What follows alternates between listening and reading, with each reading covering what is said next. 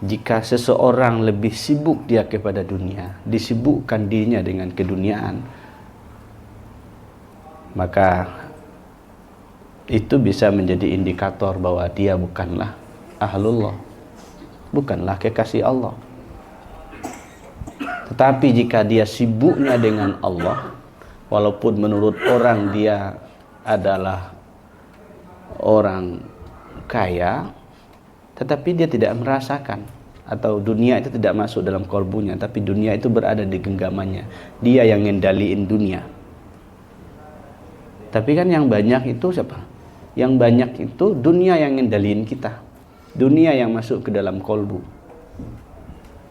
Jadi kalau begitu, bab zuhud itu atau bab hubbud dunia itu tidak melihat apakah orang ini punya harta atau tidak.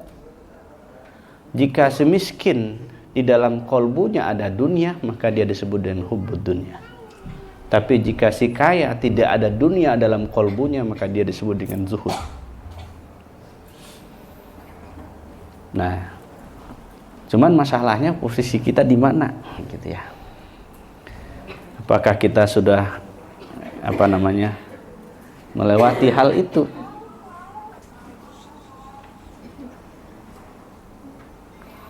Nah ini yang menarik itu kata Abdul Wahid bin Zaid. Apa katanya? Ya'lam annal abda idza kana fi kifayatin wa malin ila syai'in min ad-dunya salabahu Allahu halawatuz zuhud. Ketahuilah bahwa sesungguhnya hamba apabila dia sudah merasa cukup, lalu merasa memiliki harta dan memiliki keinginan ke dunia, kecenderungannya itu ke dunia. Orang yang seperti ini maka ditanggalkanlah dari dia manisnya zuhud. Jadi kalau ada tergores bab dunia di dalam kolbu, maka orang tidak akan menikmati lagi. Kalau sudah dihilangkan kepada dia manisnya zuhud, maka kolbunya tidak bakalan sibuk lagi dengan Allah.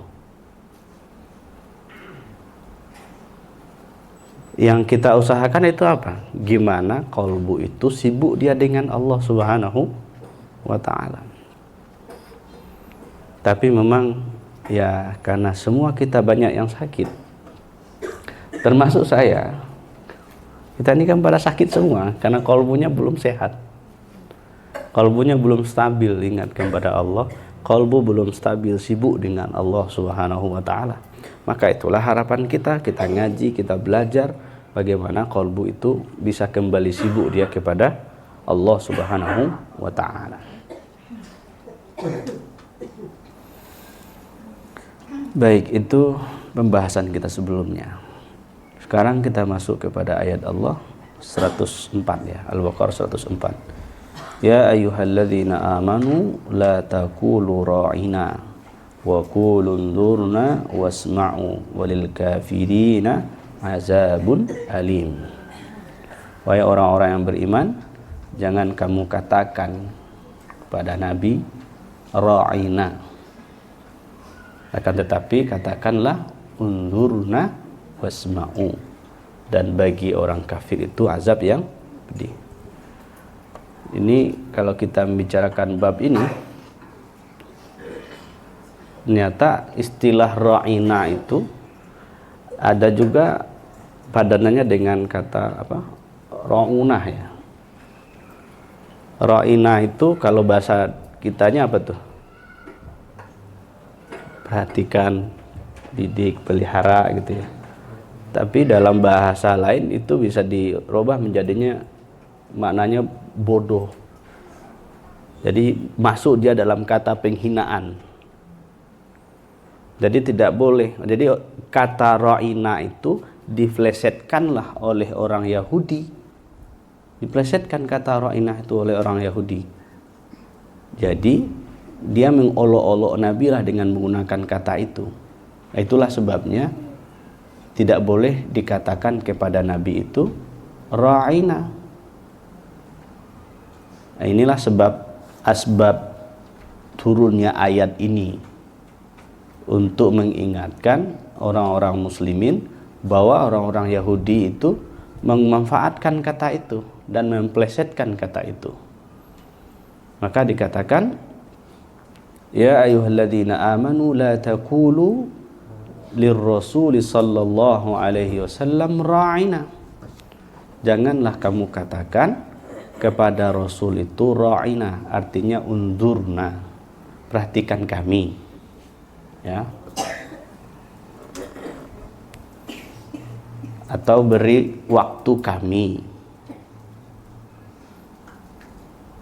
Karena dari kata ra'ina itu menjadi satu hal bagi orang Yahudi sebagai sebab kepura-puraan dia, atau sebab orang Yahudi kurang adab kepada Nabi itu. Dia menggunakan kalam itu. Nah, oleh karena itu yang pantas dikatakan kepada Nabi itu kalamnya adalah unzurna. Nah, jadi tidak ra'ina.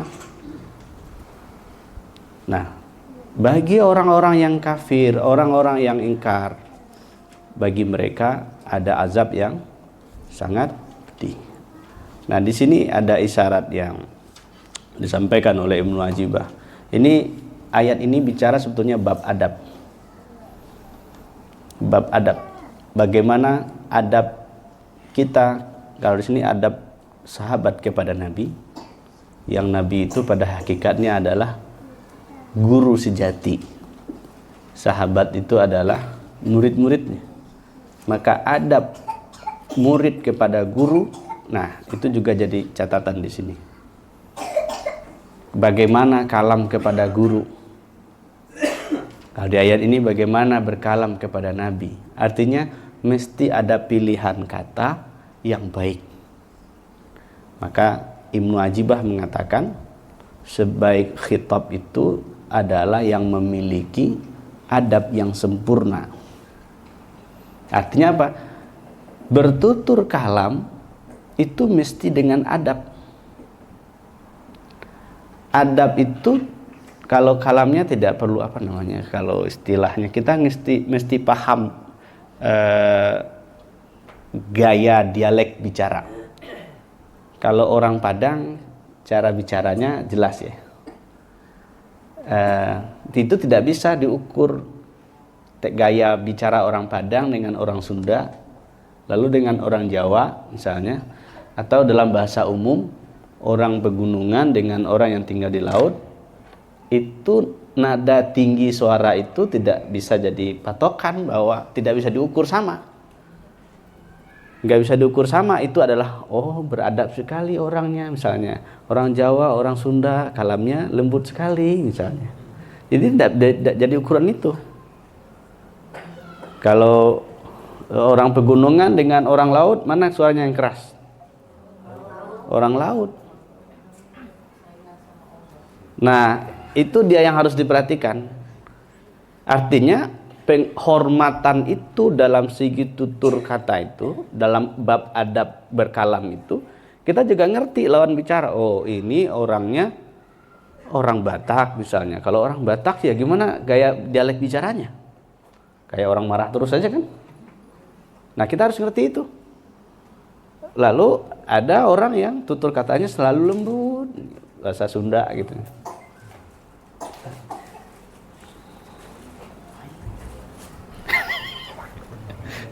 Itu prakteknya, guys. Oh, itu udah lembut itu ya, Wiaswi ya. Kenapa penting adab? Nah, kalau yang biasa sudah kita sering kita dengar dari para guru, al-adab fawqal ilm gitu ya. Adab itu di atas ilmu. Semuanya tergantung kepada adab. Dan lagi-lagi kalau kita bicara bab ini, bagi kita adab murid kepada guru itu ya sewajarnya gitu ya. Sewajarnya. Makanya dalam bab adab ini lagi-lagi itu adalah juga harus perhatikan juga tradisi. Kalau orang Padang itu biasanya kalau salaman jarang yang cium tangan. Kalau cium tangan itu orang Padang biasanya itu salamnya sama mursyid. Tapi kalau biasanya salamnya begini doang, tanpa cium tangan. Itu tradisi. Hah? Kalau orang Balai Gurah sama aja sama orang tanah datar tuh, sama aja semuanya. Nah sekarang karena ada pelajaran, ada apa namanya, mencontoh kepada yang baik, sehingga salam cium tangan itu juga sekarang sudah lumrah juga di Padang, ya. Kalau bagi orang Jawa kan kepada semua orang cium tangan semua kan, cium semua. Jadi itu dia. Jadi kalau kita mesti perhatikan juga wilayah-wilayah yang seperti itu. Nah, lalu kalau orang Padang bertemu sama guru itu biasa aja kayaknya,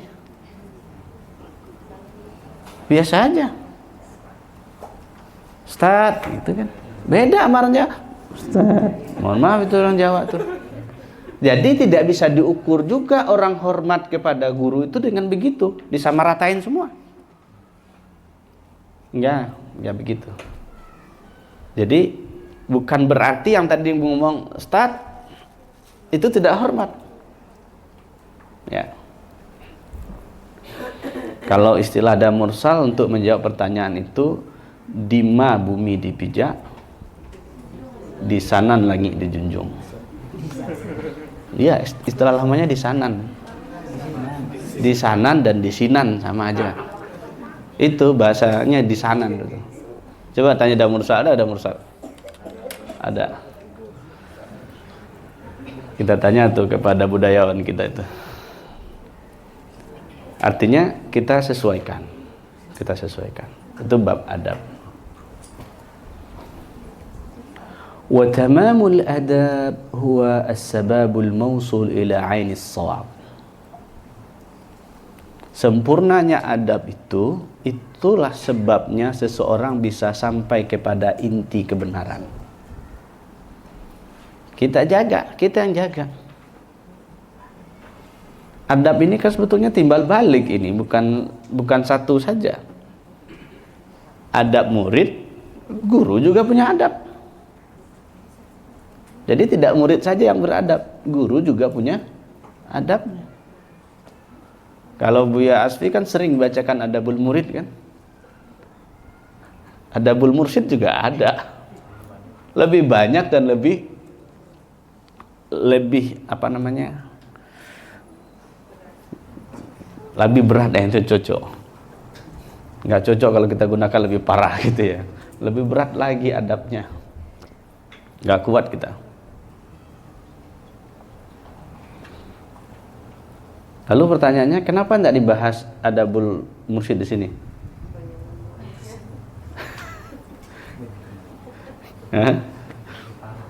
Kebanyakan murid kata Buya Asfi. Kalau kata Ismi, itu kan wilayahnya mursyid-mursyid saja. Jadi yang ngasih adabul mursyid itu ya mursyid di atasnya. Ini loh adab-adabnya. Nah, ya pada sejatinya semuanya murid. Kalau dia sudah dapat murad, nah itulah sejatinya murid. Tapi kalau kita mah kayaknya belum ya disebut murid ya. Salik aja belum tentu nih. Ya. Itu kalau kita gunakan istilah itu. Kan dia ada tilmis, ada salik, ada murid. Kalau dalam istilah lain, penggunaan murid itu ya itu sudah pasti punya murad dia. Dan mentornya Sayyidina Al-Balia itu murid ya. Maka adab, sempurnanya adab itu sebab seseorang itu sampai kepada Allah Subhanahu wa taala, sampai kepada ain. Harus ada adabnya. Semuanya kan baik adab semua kan. Di jalan juga ada adab nggak? Ada adab kendaraan kan. Kalau ada lampu merah berhenti dulu kan. Nah, semuanya ada adabnya. Kalau tidak ngikutin adab-adab, ya itulah problemnya. Maka faman la adaba lahu la tarbiyata lahu. Maka orang yang tidak punya adab, maka dia tidak punya tarbiyah, pendidikan. Nggak ada didikannya. Jadi kalau kita perhatikan, indikator orang yang beradab itu dia berpendidikan. Tapi pendidikannya tentu harus kita pahami juga. Banyak juga orang yang S1, S2, S3 tapi adabnya masalah. Kalau kita lihat dari sisi ilmu kemakrifatan, maka adab ini perlu dijaga. Adab. Kalau dia tidak memiliki adab, bagaimana dia akan dibimbing? Ada yang guru kan di sini, guru di sekolah misalnya, ini ada Bu Wali, Bu Wali murid, wali kelas kan. Ada yang lain juga jadi guru. Itu kan rata-rata kalau anak murid itu beradab, itu enak nggak membimbingnya? Punya perilaku baik, enak untuk dibimbing. Atau yang bapak-bapak ini pernah ngajarin orang bawa mobil nggak? Atau bawa motor? Itu kalau dia punya adab itu ngajarinnya asik. Tapi kalau adabnya nggak ada, susah itu untuk diajarin. Itu pengalaman-pengalaman di bab itu. Artinya apa? Semuanya mesti ada adabnya. Tapi jangan adab itu menjadi senjata pula bagi guru untuk menaklukkan murid. Bahaya itu. Sedikit-sedikit bicarakan adab, sedikit-sedikit bicarakan adab, tapi tidak mencerminkan. Ya. Wa man la tarbiyata lahu la sayra lahu. Orang yang tidak ada bimbingan, yang tidak ada tarbiyah, enggak jalan dia. Enggak jalan dia, tidak ada jalan dia untuk menuju Allah itu. Syarat untuk seseorang itu bisa jalan dia menuju Allah itu bab pertamanya adab. Lagi adab. Kita sudah bicarakan juga, diskusi juga dengan Ustadz Dayat persoalan adab. Salah satunya ketika kita menggunakan kalam, ada sami'na wa ata'na, ada sami'na wa ra'ayna. Itu kita bincangkan ya Ustadz Dayat ya. Di program Ustadz Dayat ini ngopi, tapi kopinya lagi habis, hilang. Kopinya hilang, kata Buya Yunal, ntar ngopinya di mana katanya. Kata Buya Yunal begitu. Oh iya ya. Lalu kita timpalin juga. Ntar orang nanya dalilnya di mana gitu. Susah nyari dalilnya gitu. Sabar aja ya. Ntar ketemu lagi dalilnya. Ntar kedai kopinya muncul lagi gitu ya. Hah? Itu kopi. Kopi tersate gitu ya. Tawar sih. Wah ya. Terima kasih Ustadz Farel. Jadi kalau orang yang tidak ada tarbiyah, maka dia tidak ada jalan dia menuju Allah. Artinya jalan menuju Allah itu ada yang bimbing, lalu ada ada didikan-didikannya. Coba misalnya tanya ke Devri misalnya, gimana cara bawa mobil gitu misalnya kan. Nah diajarin dulu bawa mobil itu, pegang dulu setirnya, kaki digas gitu ya. Ini susahnya kita sama biaspi gitu. Kita belum titik dia langsung gas gitu ya. Maksudnya kaki di pedal gas gitu, taruh di pedal gas gitu, bukan kakinya yang digas gitu. Jadi ada setelah diberikan aba-aba, setelah diterangkan, baru lo bawa gitu. Artinya apa? Sebelum masuk kepada bab praktek ada dulu teorinya. Nah, kira-kira begitu. Nah, kita sekarang kan semua yang kita pelajari dari bab ini kan teori yang mengarah kepada bagaimana perjalanan itu bisa dilanjutkan. Jalan menuju Allah itu, nih teori-teorinya sudah disebutkan. Maka sekarang kita masuk dalam bab kita bicarakan orang yang tidak ada teori, tidak diberikan teori, tidak diberikan didikan, ya gimana mau dia jalan? Maka sambungan berikutnya apa? Wa man la sayra lahu la wusula lahu. Ya orang yang tidak pernah jalan, ya bagaimana dia mau sampai? Jadi gitu dia. Kalau nggak pernah masuk kampus S1, jangan bilang mau tamat skripsi. Kalau nggak pernah masuk S2, jangan bilang ntar lagi kita sampai. Kalau Ustaz Dayat kan sebentar lagi sampai dia MA. Udah di penghujung, dia katanya seminggu lagi katanya. Seminggu lagi. Itu ngomongnya minggu lalu ya.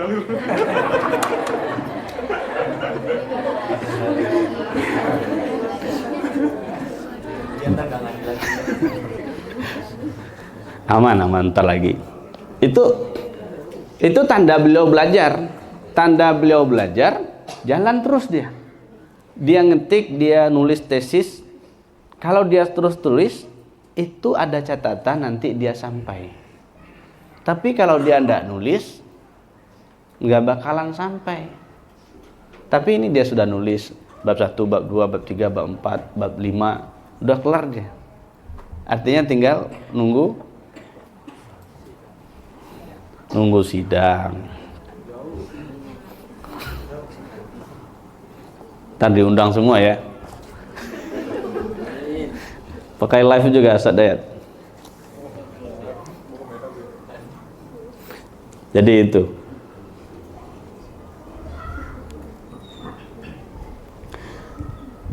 itu satu hal. Ternyata semuanya dimulai dari adab. Itu dalam bahasa lainnya kan aturan. Semuanya ada aturannya. Kalau kita di ribat ini misalnya ya ngaji, aturannya kapan? Ngajinya mulai dari asar sampai jam 9 ya. Berarti sedikit lagi. Sampai jam 9 itu ada aturan-aturannya. Kalau orang yang mau ikut zikiran, aturannya harus begini ya. Kalau ada aturan lagi buat Buya Asfi. Kalau orang sudah lama aktif di ribat, masuk kepada grup ribat. Lalu kalau nggak aktif kata Buya Asfi, dipancing sama Buya Asfi itu, silakan Anda masuk ke grup baru.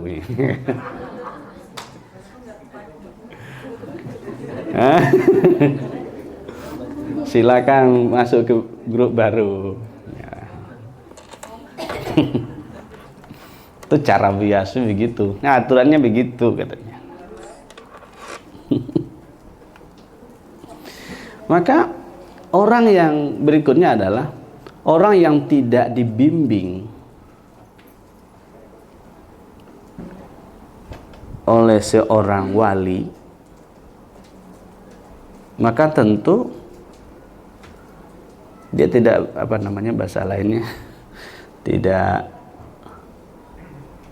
apa tuh istilahnya Buya Yunal, orang yang tidak dibimbing oleh, tidak ada di arah bimbingnya kepada seorang wali, maka bagaimana seorang wali itu akan bisa membimbingnya juga.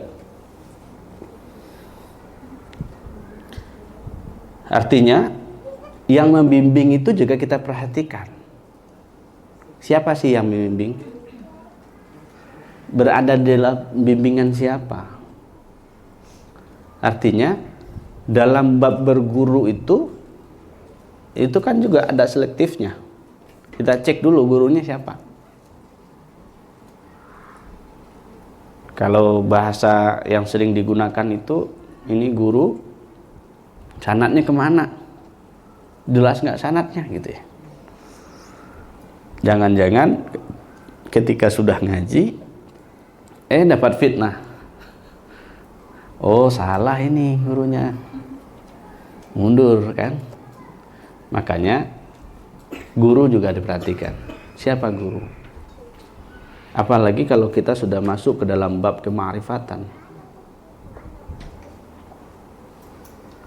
Maka dikatakan faman la yatarabbi ala aidi rijal la yurabbir rijal. Orang yang tidak dididik oleh para wali, maka dia nanti tidak bakal jadi wali. Ternyata jadi wali itu ada pendidikannya juga ya. ada bimbingannya juga. Sama kalau orang mau jadi mursyid, kalau nggak dibimbing oleh mursyid, ya bakal nggak jadi mursyid juga.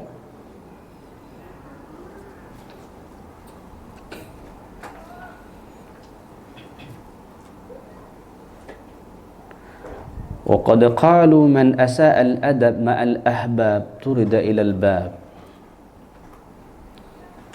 Lalu dikatakan juga orang yang tidak beradab atau adabnya jelek. Ini sering juga dulu kita diskusinya diskusi ringan-ringan. Kalau bahasa lainnya ada diskusi tipis-tipis. Ada sering dikalamkan oleh orang dari zaman tidak beradab kepada zaman yang beradab. Dari zaman jahiliyah kepada perilaku Islamiyah. Kan ada orang yang sering menggunakan kalam itu ketika pidato atau menjadi MC. Udah mursal gitu ya. Kata Pak Ais itu udah mursal katanya. Lalu kita mulai kritisi itu kalam. Loh, kenapa dikatakan tidak disebutkan bahwa sebetulnya orang jahiliyah itu juga punya akhlak loh? Ada yang sepakat orang jahiliyah punya akhlak nggak? Orang jahiliyah berakhlak nggak? Nah ini, padahal sudah ada tadi pembukanya kan, tapi masih jawab nggak ada akhlaknya. Berakhlak nggak orang jahiliyah?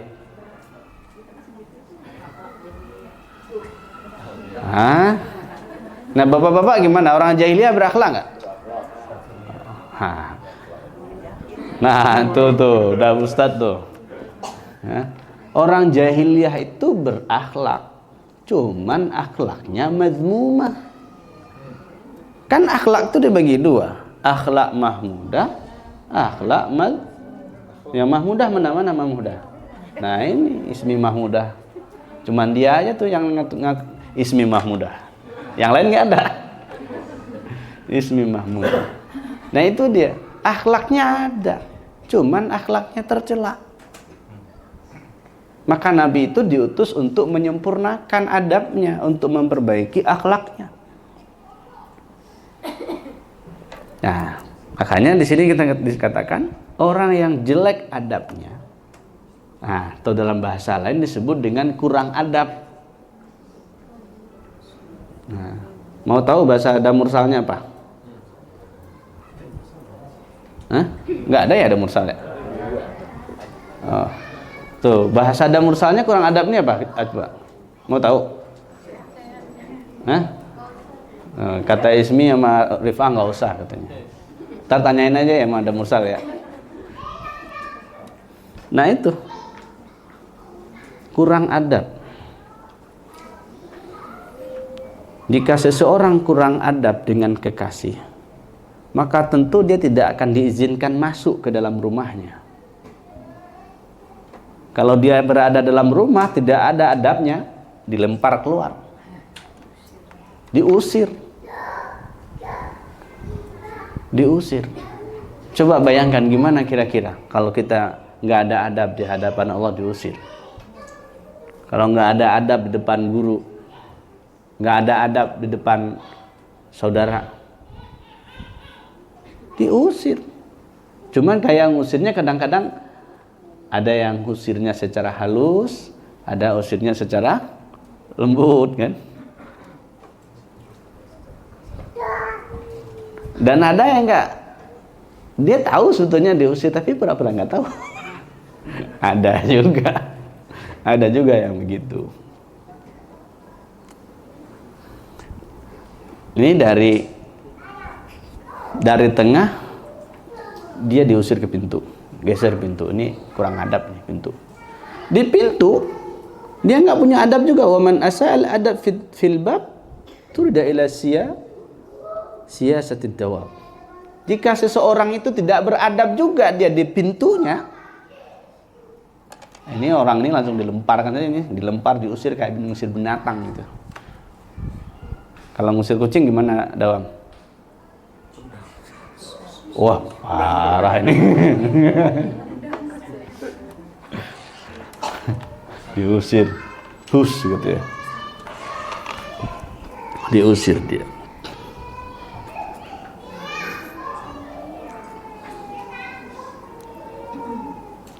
Jadi lagi-lagi itu kalau kita bicara bab adab itu, orang kalau kita nggak beradab, orang nggak senang kita. Bukan berarti kita nyari senang orang. Kan kita sudah ganti kan tagline-nya, bukan MPO kan, tapi sudah MPA ya. Nah itu, tidak lagi mencari perhatian orang, tapi mencari perhatian Allah. Jadi begitu.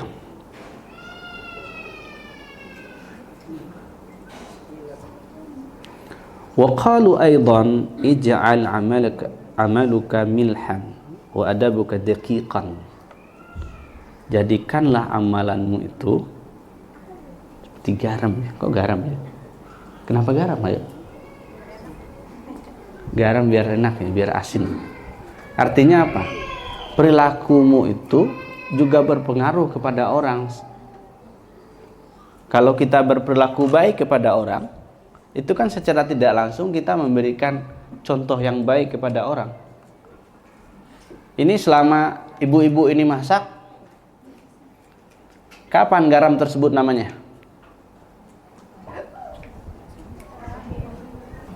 Kalau kurang garam ya? Kurang garam gitu ya. Kalau garamnya kurang.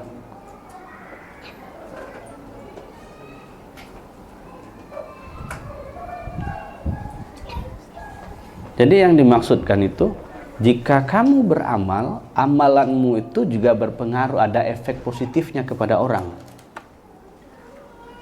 Dia tidak disebutkan tapi terasa. Nah, garam itu begitu. Kalau kurang, orang bertanya. Tapi kalau enak, orang nggak nanya lagi. Ini garamnya pas ya, gitu ya. Biasanya begitu. Jadi perilaku itu seperti itu. Dan juga mesti memiliki adab yang oke. Adabnya bukan hanya sekedar saja, bukan adab secara lip sync. Oh, ternyata lip sync ini juga ada adabnya ya. Hah? Oh, itu dia. Adab ada lip sync-nya kata Rifah. Ada nggak orang yang mempraktekkan adab lip sync itu?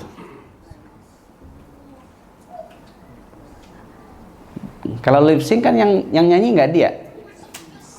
Nah, ini di depan doang nih adabnya. Sebetulnya adabnya nggak begitu. Nah, itu yang kita sebut adab hanya sebagai lip sync doang. Ya adab tuh ya adab gitu. Jangan hanya di bibir doang, jangan hanya casing saja. Di depan aja tuh yang adab, di luarnya.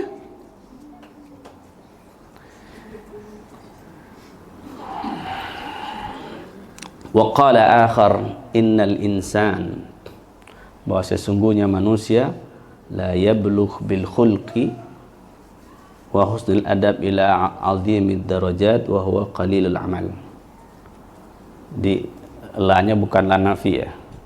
Jadi seseorang itu dia akan sampai kepada derajat kemuliaan itu bukan disebabkan karena sedikit amalnya, tetapi karena adabnya. Jadi kalau jalan itu ya jaga adab. Jaga adab. Maka kalam lainnya itu dikatakan orang yang tidak memiliki adab maka haram baginya kebaikan. Tapi orang yang diberikan adab kepadanya maka dimungkinkan dia dengan adab itu sebagai anak kunci pembuka kolbu. Jadi kalau kolbu kita bermasalah, kalau ada kolbu yang keras, kolbu yang kasar, kolbu yang sedang marid, atau kolbu yang sedang mayit, maka salah satu cara untuk mendapatkan kunci pembuka kunci kolbu yang mayit, kolbu yang marid supaya bisa disembuhkan, maka kuncinya itu adalah al-adab. Adab kuncinya. Baru bisa. Tapi kalau nggak ada adabnya, tertutup terus dia. Tertutup. Maka kalau dalam kajian kita di Sirrul Asrar misalnya, untuk pembuka qalbu itu taubat dan talqin la ilaha illallah. Itu talqin itu kan ada adab di situ. Jika tidak dipasangkan adabnya, nggak kebuka pintunya.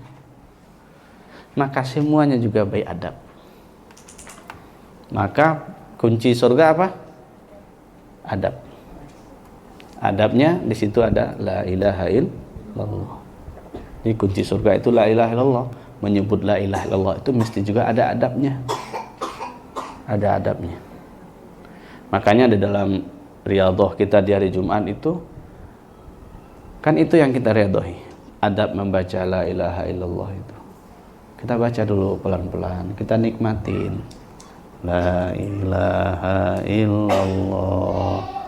Satu nafas baca la ilaha illallah. Pelan-pelan. Jangan langsung kejang-kejang kan. Ntar capek sendiri. Nikmatin aja. Dinikmatin.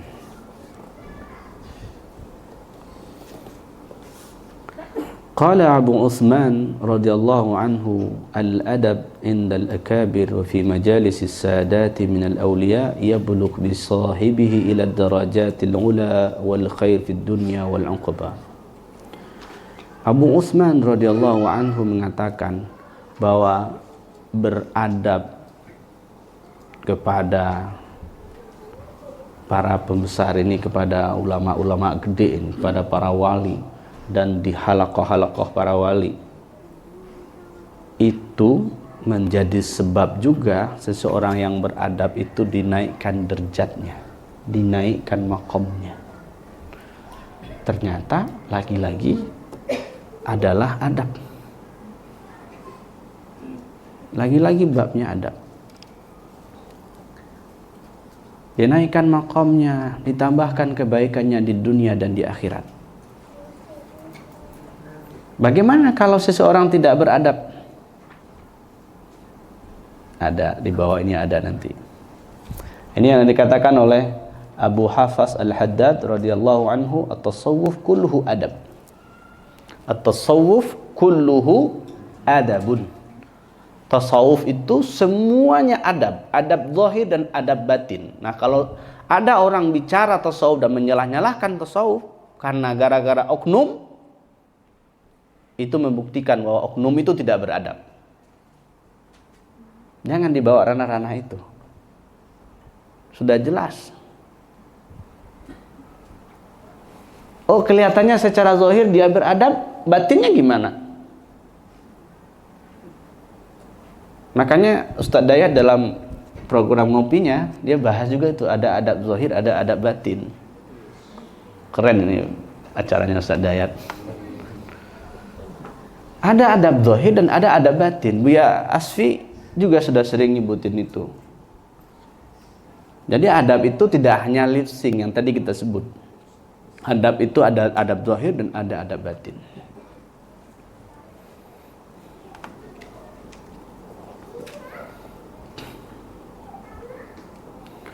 Semuanya adab. Apapun yang dilakukan mesti ada adabnya. Lalu likulli waqtin adabun. Setiap waktu ada adabnya. Wa likulli maqamin adabun.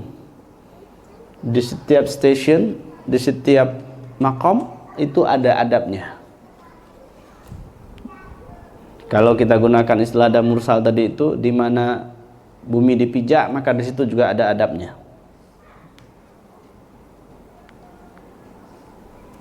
Maka tentu adabnya berbeda-beda.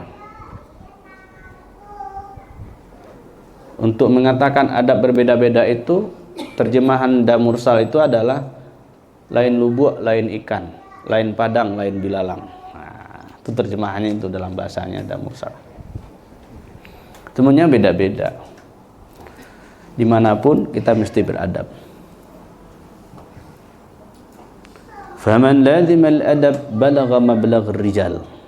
Siapa yang konsisten dalam bab adab ini, maka nanti dia sampai kepada maqamnya para wali.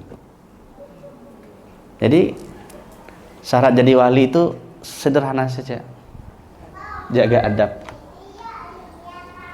Jaga adab. Adab zahir batin. Cuma kan masalah kita di situ. Menjaga adab zahir batin ini. Kalau adab secara batin, qalbu tidak terputus kepada Allah. Enggak ada yang di dalam qalbunya ma fi qalbi ghairullah. Itu baru secara bab qalbu. Belum dalamannya.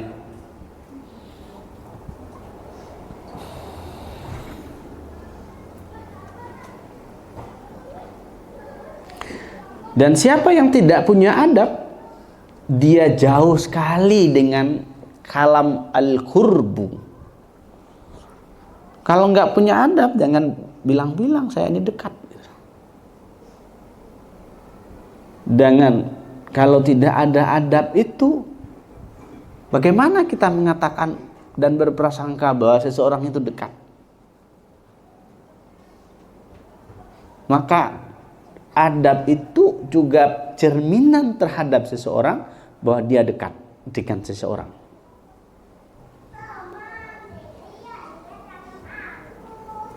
Maka yang paling parahnya lagi, Bapak Ibu semua, siapa yang tidak memiliki adab,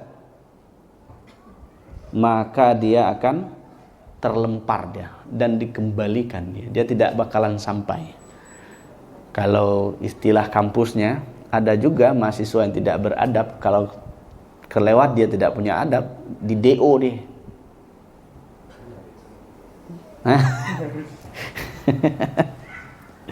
Di DO dia.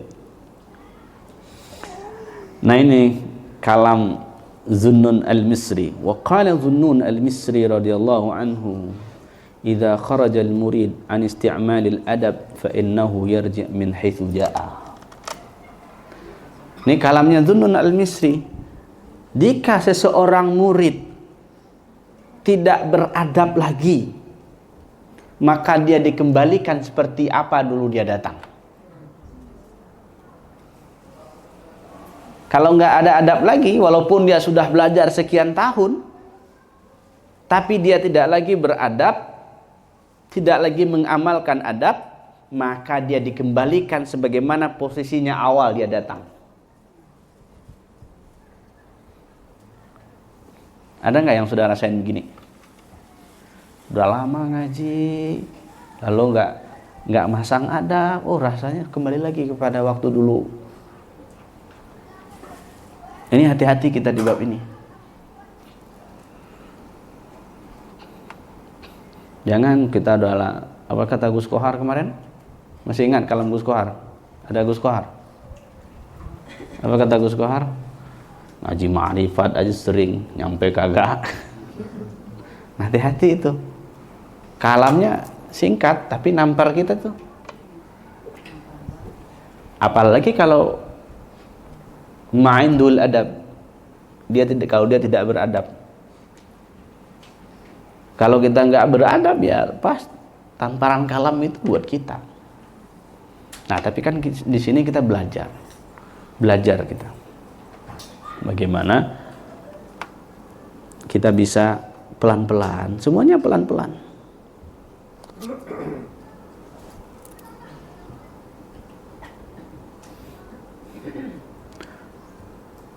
Wa qila man lam yata'addab liwaqtin fawaqtuhu maqtun. Orang yang tidak beradab di setiap waktunya, maka waktu itu nanti akan membinasakan dia. Artinya apa? Setiap, tadi kan dikatakan di atas itu, likulli waqtin adabun. Setiap waktu itu ada adabnya. Jadi apa ya, beradab itu tidak hanya di bab taklim saja. Dimanapun kita berkumpul, dimanapun kita bertemu, kapanpun itu mesti dijaga adab di situ, mesti dijaga adab di situ. Walaupun Buya Asfi sudah sering kalamkan. Adab murid ke guru itu ya kalau kita praktek di sini kita ini nggak gila hormat juga gitu. Dan nggak perlu berlebihan. Kita ini para guru itu sejatinya seperti orang Panjat Pinang. Ada pernah manjat pinang? Hah? Nggak kuat ya? Nanti tanggal 17 17 Agustus. Nah, itu yang di bawah itu, yang paling bawah, yang mau siap diinjak-injak itulah gambaran gurunya. Maka kita siap seperti itu, yang penting sampai ke atas.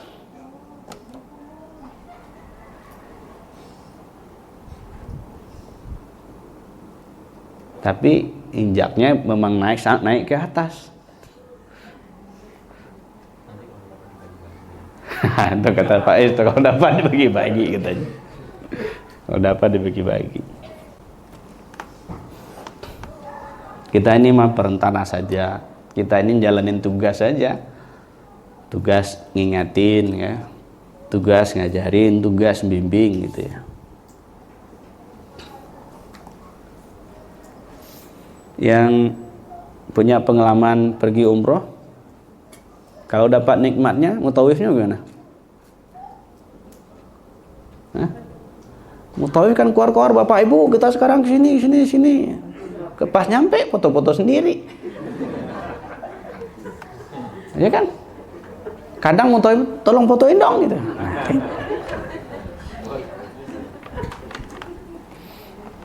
Selesai kumpul lagi, kumpul pulang. Ya begitulah ya.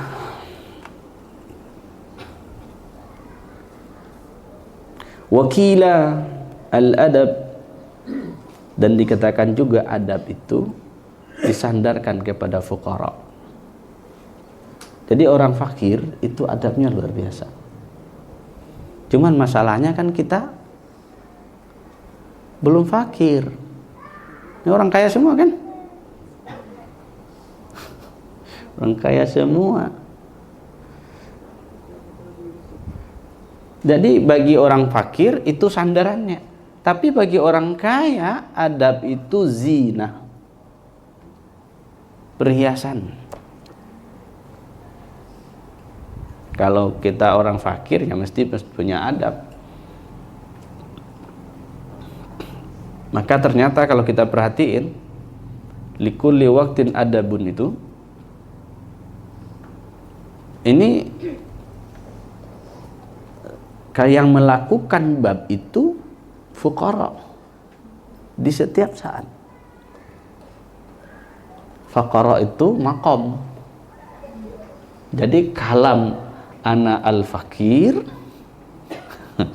Ada yang sering mengatakan itu al-fakir gitu ya.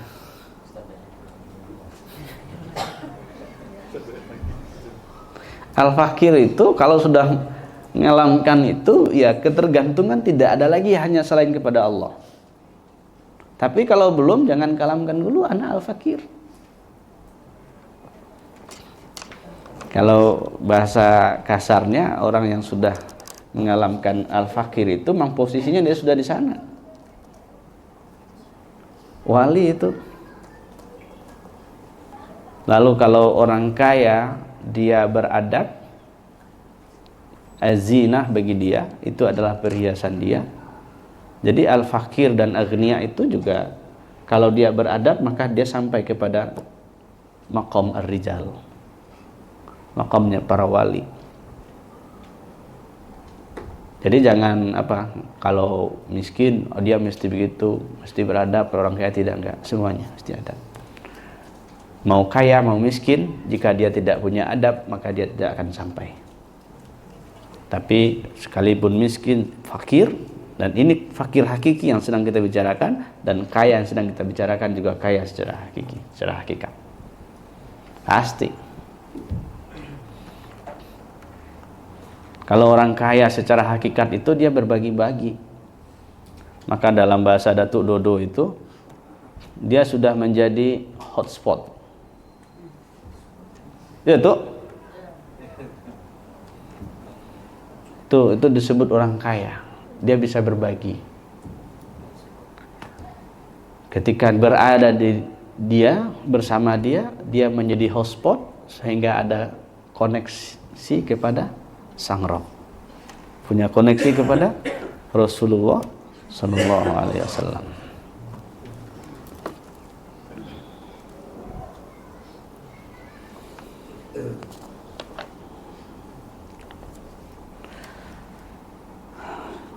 Berikutnya, ma yawaddu alladhina kafaru min ahli alkitab walal musyrikina ay yunazzala alaikum min khairin min rabbikum wallahu yaqtassu bi rahmatihi man yasha wallahu dzul fadlil azim.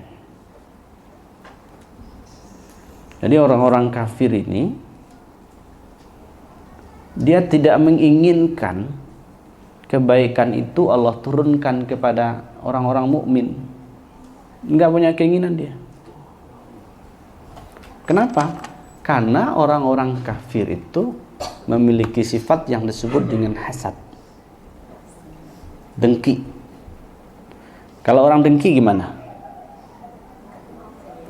Kalau orang dengki itu enggak mau dia melihat orang susah dan senang dia melihat orang. Sekarang sudah jarang ya orang kirim SMS sekarang ya. Jarang ya.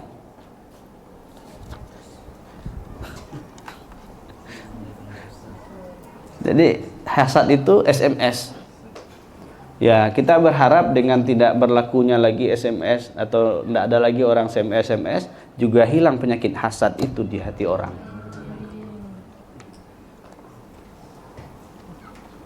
Bahkan orang-orang kafir itu dia kan secara tidak langsung dia menyangka dan dia pengen selalu berada dalam kesesatan dan pengen selalu berada dalam kehinaan. Dan mereka juga menginginkan orang-orang mukmin itu tidak mendapatkan rahmat.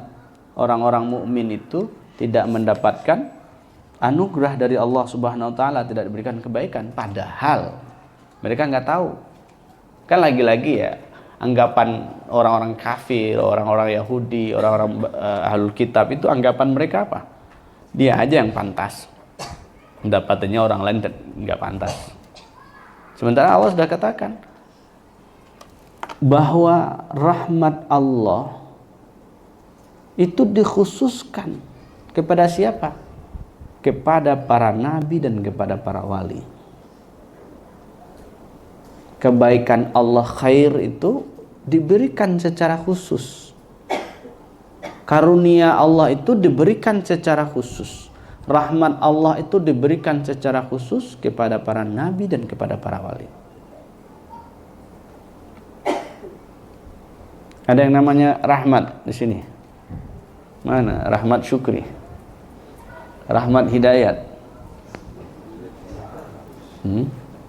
Rahmat mestinya dia mesti punya ini, karena ujung dari kata bi rahmatihi wallahu yahtassu bi rahmatihi, kata Ibnu Ajibah, kan nubuwati wal walayah.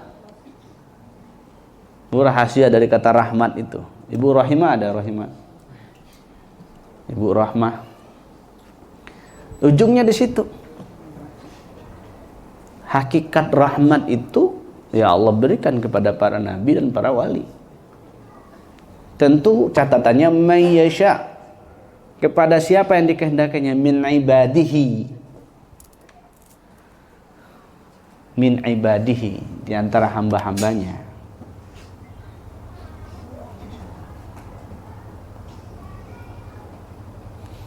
Maka kalau semuanya tergantung kepada Allah, apakah Allah akan tunjuki dia atau tidak, itu kan hak prerogatifnya Allah Subhanahu wa ta'ala. Wallahu dzul fadlil azim. Dan Allah memiliki karunia yang amat besar. Fayamunnu bin nubuwati awil wilayah ala man yasha'u fadlan wa ihsana. Fadlan itu itu akan diberikan Allah, akan Allah anugerahkan kepada para nabi dan para wali. Tentu para nabi dan wali itu pilihan Allah. Siapa yang Allah kehendaki, maka dia akan diberikan kepadanya karunia dan kebaikan. Maka kalau kita cari lagi ada indikator kekasih Allah itu, ya fadlan wa ihsanan. Fadlan wa ihsanan itu menjadi indikatornya juga.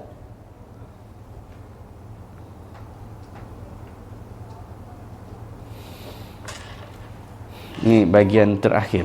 Wal isyaratu fi hadhihi al-ayah tanbihani. Al-awwalu anna man kana yahsudu ahlul khususiyyah, ahlul khususiyyah wa yankiru alaihim fihi naz'atun yahudiyyah. Parah juga ya. Di sini ayat ini ada dua catatan penting, dua peringatan untuk kita. Yang pertama, orang yang dengki, orang yang hasad kepada ahlu khususiyah, kepada para wali Allah, dan ingkar terhadap ilmu kewalian, maka dia tergolong kepada kelompok Yahudi, dan bahkan matinya nanti mati seperti orang Yahudi. Dan dia tergolong kepada kelompok musyrikin. Jadi dua saja. Orang yang ingkar terhadap ilmu kemakrifatan, ilmu ma'rifatullah, ingkar kepada para wali Allah, dengki kepada wali Allah, benci kepada wali Allah yang tadi juga sudah sebut oleh Buya Yunal, mengingkari, meremehkan dan sebagainya. Allah umumkan perang kepadanya. Ending dari perang Allah kepadanya itu adalah matinya dalam kondisi dua hal. Satu, mati Yahudi atau mati musyrik.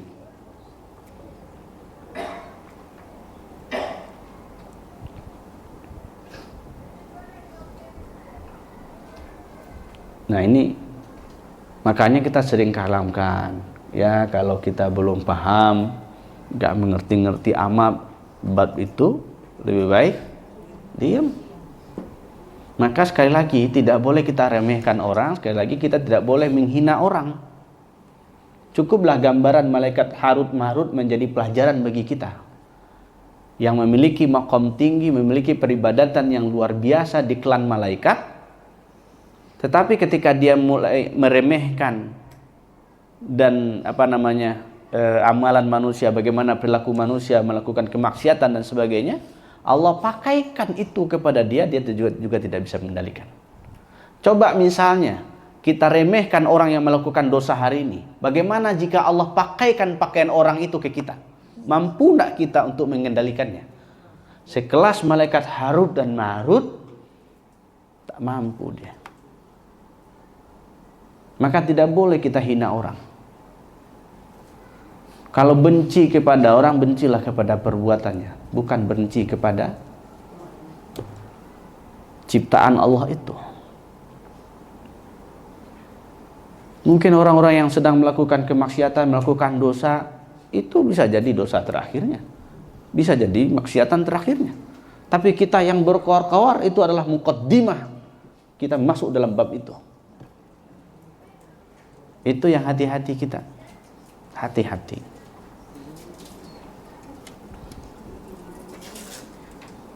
Watsani, dan yang kedua,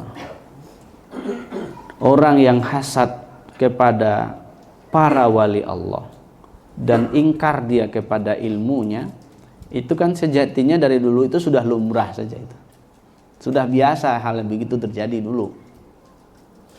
Maka yang mesti kita pahami di situ, kita mesti ambil pelajaran. Apakah kita juga akan masuk ke dalam kelompok yang dulu pernah ada itu? Atau malah kita berbenah diri,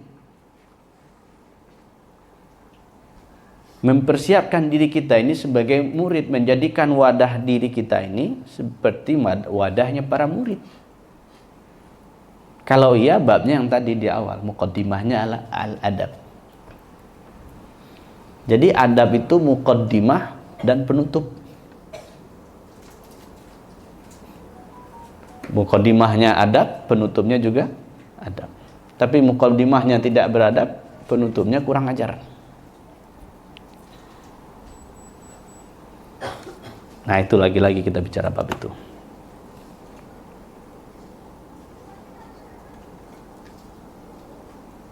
Nah, ini kata kunci. Jadi jangan, supaya kita tidak ini ya, kadangkala orang kalau dicaci marah nggak? Kalau dihina, diremehkan? Kalau kita tanya, ini bapak ibu yang di sini, kalau ada orang mencaci meremehkan gimana? Diamin aja. Serius. Ngapain ngaji di situ, tuh kan sesat itu, gitu kan. Kalau ada kalam-kalam begitu, makasih gitu ya. Nih kata kuncinya, wa ma min ni'matin illa wa 'alaiha hasud. Tidak ada nikmat Allah itu, atau semua nikmat Allah itu, maka di situ juga ada orang yang dengki pada itu. Anugerah-anugerah yang Allah berikan, di situ juga ada hasudnya. Ada orang dengkinya. Kalau bahasa siapa lagi? Bahasa Adam Mursal ya. Atau bahasa Buya Asfi lah. Kalau bahasa Buya Asfi itu, di mana ada Muhammad, maka di situ ada Abu Jahil. Ada Abu Jahalnya di situ. Abu Jahal ya. Jadi di mana ada kemaksiatan, banyak kemaksiatan, di situ juga ada banyak juga kebaikannya di situ. Di mana banyak hina-hinaan, orang menghina-hina, di situ tersimpan juga anugerah Allah yang luar biasa di situ. Jadi wajar kalau ada orang yang dengki, orang yang tidak senang dengan kita, wajar saja. Jadi jangan cemas pula, hilang channel, biasa aja. Kan sudah dikalamkan oleh Buya Asfi. Kalamnya apa? Alhamdulillah. Itu dia. Kalamnya alhamdulillah. Kenapa kalamnya alhamdulillah? Ala kulli halin wa ni'matin alhamdulillah. Lagi ngamalin itu. Nah, sekarang kita belajar ngamalin itu. Alhamdulillah. Pertanyaannya, itu terjadi atas izin siapa?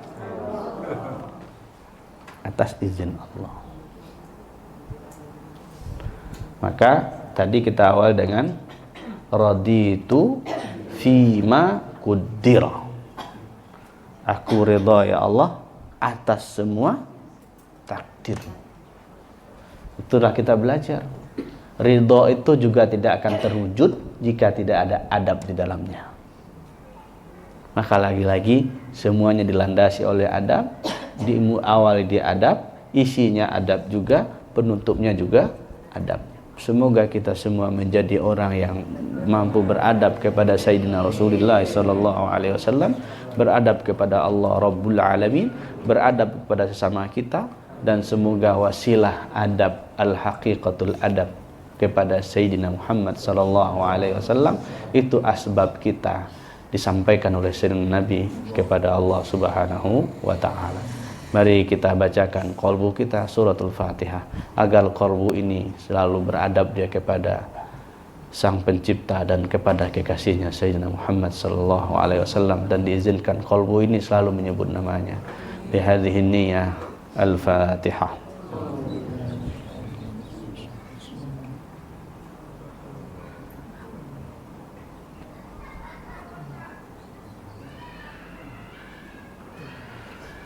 Amin ya rabbal alamin. Wassallallahu ala sayyidina Muhammad. Assalamualaikum warahmatullahi wabarakatuh.